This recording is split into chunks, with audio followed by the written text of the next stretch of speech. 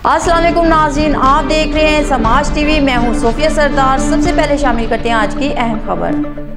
दीन primary school 290 गाँव बे रजाना में सालाना तकरीब तकसीम इनामात का इनाकाद हुआ। दीन प्राइमरी स्कूल 290 गाँव बे रजाना में सालाना तकरीब तकसीम इनामात का इनाकाद हुआ।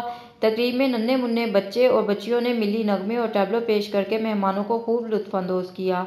तकरीब के मेहमान खसूसी चीफ एग्जीक्यूटिव अदारा हज़ार ब्रिगेडियर रिटायर्ड जावेद अकरम, सितारा इम्तियाज़ और साबिक एमपीए चौधरी नूर अहमद माही थे।